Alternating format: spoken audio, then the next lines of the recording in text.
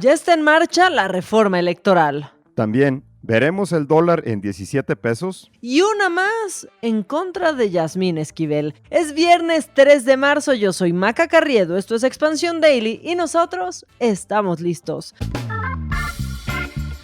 Esto es Expansión Daily, lo que hay que saber. Un podcast de Grupo Expansión con Maca Carriedo y Javier Garza. Expansión Daily, lo que hay que saber. Javi, que arranque el fin de semana. Maca, buenos días. Yo solo estaba esperando que llegara el viernes, pero como la Real Academia ya le cambió la regla a eso de solo, ya no sabemos si es con acento o sin acento.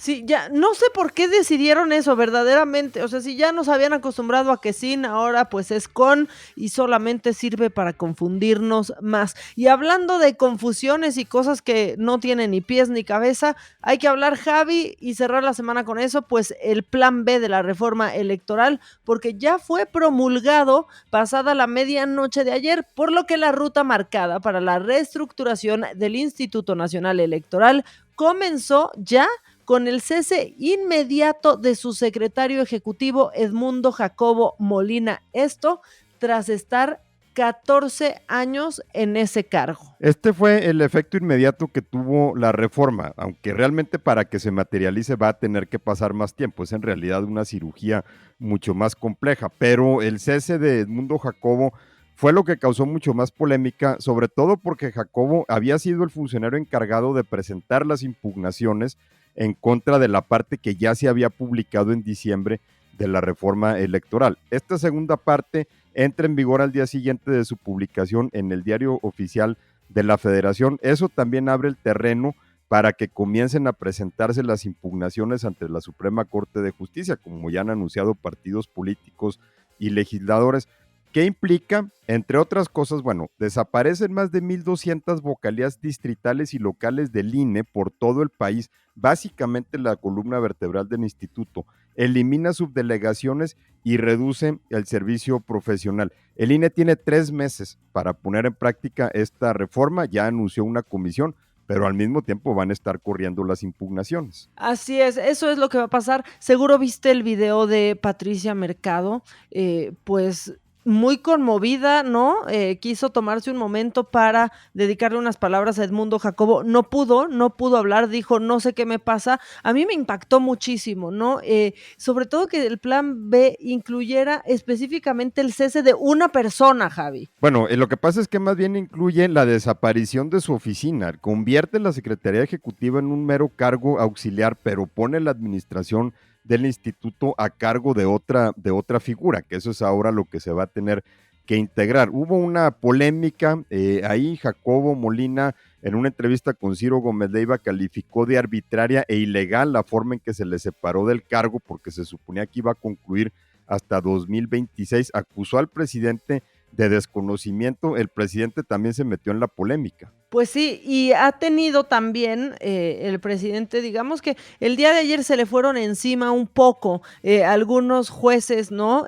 Javi, por esto, pues esto que está haciendo de desacreditar a los jueces, a Norma Piña, cuando ya la presidenta de la Suprema Corte recibió una amenaza de muerte, y ahí se está yendo en ese tren el presidente, pareciera que sin salir de su burbuja y ver lo que en realidad está pasando y lo que ese discurso está generando. Pero la noticia sería que lo viera, Javi, que lo tomara en cuenta, ¿no? Lo que pasa es que a veces el presidente no ve los efectos que tiene las conferencias mañaneras, ¿no? Lo que dice después provoca olas y se están tensando las cuerdas, sobre todo en la relación entre el Ejecutivo y el Poder Judicial y la forma en que sus simpatizantes están respondiendo. Esa amenaza de muerte contra la ministra presidenta Norma Piña, pues tiene que ser algo muy grave y tenemos que ver desde dónde se está alentando. En cuanto a la reforma electoral, Maca, se supone que no debe aplicar para las elecciones que ahorita están en curso en Coahuila y en el Estado de México, aunque creo que aquí hay una receta para el caos provocado por una ambigüedad en esta provisión de que los funcionarios públicos, según la nueva ley, ya pueden hacer propaganda. La Suprema Corte va a tener que suspender esta ley en el actual proceso electoral, como ya lo hizo con las reformas que salieron en diciembre, pero pues ahorita a lo mejor hay funcionarios públicos que dicen, bueno, pues yo voy a hacer propaganda aunque haya una elección porque esta ley ahorita ya lo permite. Sí, Javi. Y por otro lado, pues con todo lo que está sucediendo, el presidente sosteniendo que los cambios en el plan B de la reforma electoral no van a tener afectaciones en el funcionamiento del INE y que lo que propone es pues poder ahorrar, pero es falso. Hay gente que se va a quedar sin trabajo porque simplemente sus puestos van a dejar de existir y son personas, y lo ha dicho Lorenzo Córdoba, pues a las cuales se les tiene que liquidar, Javi, con todas las de la ley. ¿O cuál es el plan? ¿Solamente darles las gracias? Pues eso parece, ¿no? Porque con eso de la austeridad resulta que el INE va a tener que gastar más dinero. Pero el riesgo también está en el hecho de que si va a haber menos gente organizando las elecciones, pues las elecciones pueden sufrir de una falta de certeza y ese es el verdadero riesgo sobre el que se ha estado alertando. La Suprema Corte va a tener que decidir esto, pues probablemente antes de junio, Maca, porque de otra forma ya empezaría el proceso electoral de 2024 y se supone que no se puede cambiar la ley electoral 3 meses antes de que empiece un proceso. Máximo ya en el mes que mencionas, Javi, y también no puede hacer ojos cerrados a una marcha, ¿no? A un tema que pues sacó a casi 500,000 de personas el 13 de noviembre y a otras tantas ahora el 26 de febrero, desacreditarles, decir que no han leído el plan B, cuando sus legisladores lo pasaron en 3 horas sin leer nada. Ellos sí sin leer nada. Y no se está defendiendo a una institución, se está defendiendo el voto.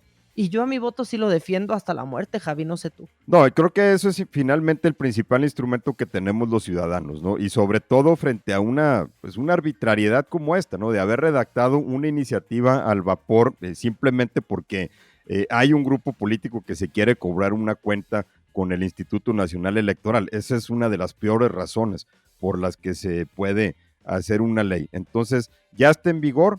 Vamos a ver ahora cómo responde la Suprema Corte de Justicia y allá vamos a estar poniendo los ojos. Pero nos vamos ahora al tema económico, Maca. Estuvimos hablando esta semana sobre cómo el anuncio de una planta de Tesla en México también le dio un empujoncito al peso y empezó a generar un mayor optimismo en la economía mexicana y en los últimos días el peso se ha posicionado como una de las mejores divisas frente al dólar entre los países emergentes por datos económicos positivos que vienen de China, este optimismo generado por la inversión de Tesla.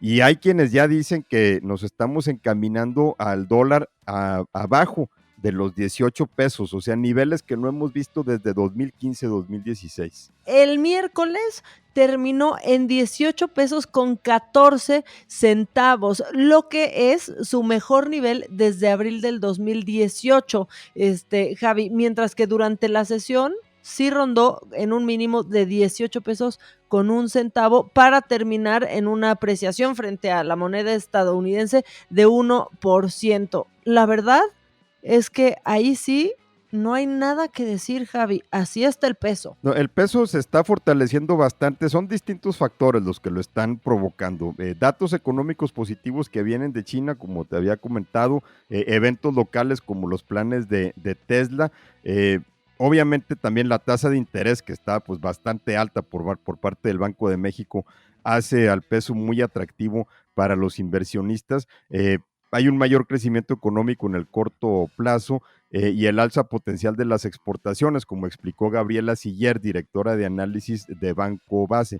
Pero también hay que decir, Maca, que el superpeso, como todo en economía, es por una parte y por otra parte. Una moneda así de fuerte le pega mucho al sector exportador, por ejemplo, es uno de los principales afectados, y le pega mucho a las remesas, ¿no? Finalmente las remesas ya no te dan tantos pesos por los dólares que te mandan. Pero aparte esta semana, pues también con la noticia de Tesla, pues digamos que se va poniendo más musculoso el peso, hay un poco de optimismo porque pues sí hace quizás que otras empresas comiencen a voltear, ¿no? A nuestro país para poner sus plantas pensando en la cercanía que hay en Estados Unidos, en los costos logísticos también, porque tenemos pues una posición geográfica increíble, que ayudan también a reducir mucho los tiempos de entrega y bueno, pues sí, la facilidad que hay de exportación por el tratado entre México, Estados Unidos y Canadá, ese famosísimo TEMEC. Y se ve que hay confianza en la economía mexicana. Creo que esto es algo que sí debería estar celebrando el gobierno federal, sobre todo, porque a final de cuentas, y muchos intentos, incluso por sabotear algo de esto, pues no han tenido efectos tan negativos en la confianza en la economía. Por ejemplo, todas las controversias comerciales en las que está metido el gobierno mexicano por el tema energético o por el maíz transgénico, de todas formas los inversionistas siguen viendo bastantes posibilidades en México, sobre todo por el fenómeno del nearshoring, empezar a traer producción de China y acercarla a Estados Unidos. De seguir esta tendencia, los especialistas dicen que el peso, bueno, más bien el dólar, podría estar pronto en una cotización entre 17.70 y 17.93. Que eso sí sería, la verdad es que algo que no hemos visto, pues como ya lo dijiste, en años. Yo sé que siempre les recomendamos episodios de otros productos que tenemos, pero es que son muy buenos todos y ya que andamos en esas, pues les quiero recomendar, Javi, porque hace unos días la mesa de economía pues se echó un buen episodio sobre justo por qué tenemos un superpeso en el podcast de Cuéntame de Economía, que justamente pueden encontrar en esta misma plataforma en donde nos están escuchando, porque sí, ¿no? Vemos que lo están tuiteando y que se habla de ello, pero pues que nos expliquen bien por qué, Javi. Y ahí está bastante bien explicado, como todo aquí en Expansión, se los entregamos para que lo entiendan perfectamente. Ya todo peladito y ahí en la boca, aunque suena muy feo, pero también suena muy cómodo. Bueno, y de aquí voy a hacer todo un giro de 180 grados porque vamos a hablar de por qué la ONU acusa al gobierno de Nicaragua de crímenes de lesa humanidad. Un grupo de expertos de la ONU les puso esa acusación después de cometer violaciones sistemáticas a los derechos humanos que constituyen en crímenes, como ya lo dije, de lesa humanidad. Esto de acuerdo con un informe publicado este jueves en el que reclamó sanciones internacionales, porque vaya, que ya no saben qué hacer para que el mundo voltee a lo que está pasando en Nicaragua. Ya, de verdad, necesitamos medidas desesperadas, Javi. Y de hecho se había tardado la ONU en pronunciarse sobre Nicaragua, aunque bueno, había mandado este grupo de expertos en derechos humanos que encontró en este informe violaciones y abusos a los derechos humanos, ejecuciones extrajudiciales, detenciones arbitrarias, tortura y bueno, estos casos muy sonados de privación arbitraria de la nacionalidad y del derecho a permanecer en el propio país, que tiene que ver con la expulsión que hizo el régimen de Daniel Ortega de más de 200 opositores, que bueno, los tenía encarcelados, los sacó de la cárcel, pero los echó del país y les quitó la nacionalidad. Este descenso a la dictadura del régimen de Daniel Ortega lleva ya varios años, pero se ha recrudecido, ¿no? Obviamente con los delirios de Daniel Ortega. Ha sido notable la respuesta de gobiernos, por ejemplo, de Colombia, Chile o España, ofreciéndoles la nacionalidad. Aquí en México también el presidente López Obrador ofreció asilo, incluso también la nacionalidad mexicana, pero se ha quedado ahí nada más y ha evadido las críticas directas a Ortega. Sí, se tardó, hay que decirlo. Cuando lo hizo muy bien y me parece que usó las palabras correctas, pero se tardó en hablar del tema y sí le da la vuelta a este presidente que llegó desde el 2007, Javi, y ha sido reelecto sucesivamente en votaciones súper cuestionables y dudosas. Eso también hay que decirlo. Pero bueno, en este informe pues se insta a la comunidad internacional a que despierte, ¿no? A que puedan emprender acciones legales contra los responsables de esas violaciones y a incrementar las sanciones. Y eso es porque quizás la gente que tiene el poder, pues le ha dado la vuelta, justito como mencionas, Javi. Y el informe también le pide al gobierno terminar con las violaciones, abusos y delitos. Yo creo que la verdad es que a Daniel Ortega este informe le va a entrar por un oído y le va a salir por el otro. Pero creo que Ortega lo podemos ver como un gran ejemplo de cómo tirar una reputación a la basura, ¿no? Porque él ya había pasado a la historia como el líder que se dio pacíficamente el poder en 1990 después de perder unas elecciones, luego regresó por la vía democrática y luego procedió a desmantelar esa vía democrática que le había permitido regresar al poder. Creo que ahí hay una gran lección. Y bueno, Maca, nos regresamos aquí a México y nos tenemos que ir a la Suprema Corte porque sigue dando de qué hablar el caso de la ministra Yasmín Esquivel. No es que le hayan cachado otro plagio, hasta ahorita nada más lleva 2, pero se generó una nueva polémica porque mientras la ministra ponía en su currículum que su doctorado era avalado por la Universidad Complutense de Madrid, pues esa universidad española ya se deslindó y según reportó el diario El País, ellos dijeron que no tenían nada que ver con el título de Yasmín Esquivel porque nunca sustentó su tesis doctoral en esa universidad madrileña, por lo que no puede ser considerada como una de sus doctoras. Solamente dijeron Esquivel participó en un programa conjunto de la Universidad de Anáhuac con la Complutense, tomó cursos con profesores de la Complutense, pero el título se lo dio la Anáhuac. Y luego está este otro tema que ha llamado la atención de esta solicitud de un amparo que pidió la ministra para evitar que la UNAM se pronuncie sobre su caso y que aparte haya obtenido el amparo, ¿no? Porque pues sí se ve difícil que un juez de distrito le va a negar un amparo a una ministra de la Suprema Corte, pero todo esto levanta la duda de qué tiene que esconder Yasmín Esquivel. Y todo esto se hace peor cuando la ministra sigue ahí, Javi. Es que esto no pasa en ningún país del mundo porque respetan el cargo en el que están. Y cuando lo respetan y lo están ensuciando, se apartan de él. Aquí, la verdad es que, o sea, quédense con quien se aferre a ustedes, como Yasmín Esquivel con la Suprema Corte de Justicia de la Nación. No parece que esté cerca de irse, no parece que esté entendiendo y ya tampoco parece que quiera hablar porque para todo ha mandado a su abogado. Y luego también hay algunas sesiones de las que se ha ausentado, pero sí hay señales de alguna turbulencia dentro de la misma corte, porque la ministra Esquivel ha retirado de discusión los últimos 2 proyectos de sentencia que tenía ella a su cargo y que tenía que presentar ante el Pleno. Retiró uno el 20 de febrero y retiró otro en la sesión de ayer. Esto normalmente ocurre, o sea, no es que sea extraño, normalmente ocurre cuando los ministros reciben observaciones sobre su proyecto o porque no logran la mayoría de votos, pero ya que lo haga en 2 ocasiones consecutivas, parece ser que los demás ministros no quieren acompañar a Esquivel en sus razonamientos. Parece que la han dejado sola. Javi, como solita, dejaron a esta momia. Parece falso, pero es real.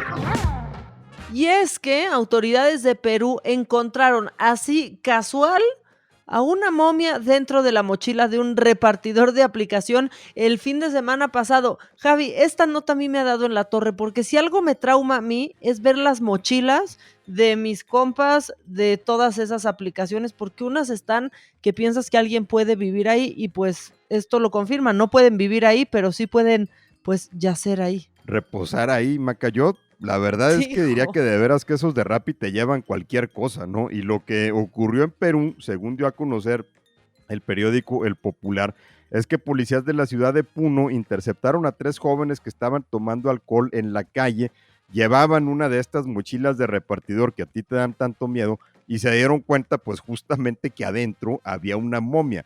Total que le avisaron a la Fiscalía y al Ministerio de Cultura de Puno para verificar si de veras se trataba de una momia y efectivamente. Pues sí, y lo que pasa es que era, pues ahora, o sea, como ese chiste que hacemos de que vamos a visitar a nuestros familiares en Guanajuato, pues sí era familiar de uno de estos jóvenes, esa momia, y pues la quería llevar al museo para donarla. Yo leí también que la quería vender, pero no se la aceptaron. O sea, quería como ver si le sacaba una lanita ahí al ancestro, pero no la aceptaron y pues se fue a chupar con sus cuates. Y ahí es cuando le cayeron y le cacharon a la momia. No era su sugar mommy ni nada, Javi. No, pues yo creo que no necesariamente está mal si quieres vender la momia de un antepasado que quién sabe hace cuántos años vivió. Digo, si te va a caer una lana aparte de eso. Pero todo esto parece un chiste porque Es casi como si el museo le hubiera hablado a Didi o a Rappi para que les llevaran una momia. Exacto, les pidió un rapifavor. Oye, bueno, pues ya después de andar entre momias y gente aferrada y superpesos, cerramos la semana, Javi, pero el lunes aquí estaremos de regreso. Si nos extrañan muchísimo y se quieren poner en contacto con nosotros, aquí están los medios, Javi. A mí me encuentran en Twitter y en Instagram en @jagarzarramos y todos los podcasts, y todos los demás de Expansión en las cuentas de @expansiónmx. Y a mí en @maca_online. Que tengan un gran fin de semana. Nosotros nos escuchamos el lunes. Esto fue Expansión Daily, un podcast de Grupo Expansión, con Maca Carriedo y Javier Garza. Este episodio llega a ti gracias a rss.com, el podcasting hecho simple.